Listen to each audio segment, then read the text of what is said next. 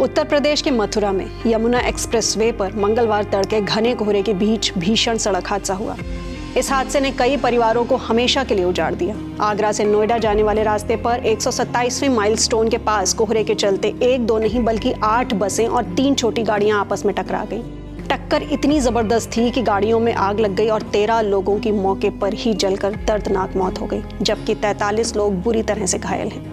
इस हाहाकार और चीख पुकार के बीच एक मां की ममता की ऐसी कहानी सामने आई है जिसे सुनकर आपकी भी आंखें भर आएंगी। इस दर्दनाक हादसे का शिकार हुई 42 वर्षीय पार्वती नाम की एक महिला अब तक लापता है।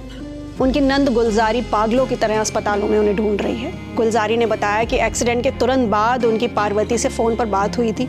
उस आखिरी कॉल में पार्वती ने बताया था कि बस में आग लगने के बाद उन्होंने बस की टूटी हुई खिड़की से अपने 2 बच्चों प्राची और सनी को बाहर धकेलकर उनकी जान तो बचा ली है, लेकिन वो खुद अंदर फंस गई। अब गुलजारी पोस्टमार्टम हाउस में रखे जले शवों के बीच अपनी भाभी को तलाश रही है, इस उम्मीद में कि शायद कोई चमत्कार हो गया हो, लेकिन वहां सिर्फ मातम पसरा है। हादसा कितना भयानक था, इस बात का अंदाजा इसी बात से लगाया जा सकता है कि पुलिस के मुताबिक आग लगने से 13 लोगों की मौत हुई है और ज्यादातर शव इतनी बुरी तरह से जल चुके हैं कि उन्हें देखकर पहचानना तक नामुमकिन है।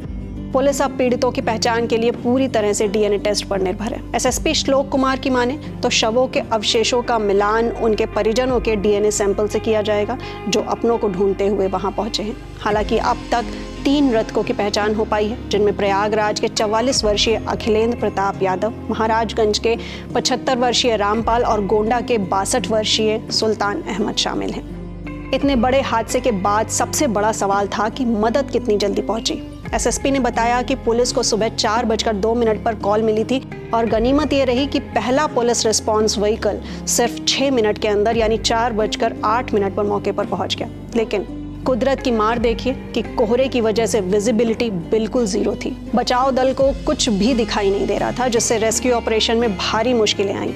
मथुरा के जिला मजिस्ट्रेट चंद्र प्रकाश सिंह ने कहा कि जिन शवों की पहचान हो गई है, प्रशासन उनके अंतिम संस्कार की व्यवस्था कर रहा है और घायलों का इलाज जारी है। यह हादसा हमें इस बात की याद दिलाता है कि कोहरे में थोड़ी सी लापरवाही कितनी भारी पड़ सकती है। प्रशासन अपनी जांच कर रहा है, लेकिन पार्वती जैसी मां और उन 13 लोगों के लिए आज पूरा देश दुखी है।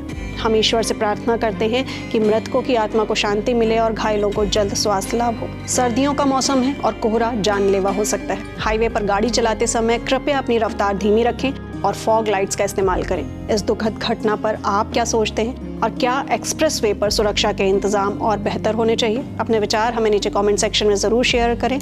सुरक्षित रहें और सतर्क रहें।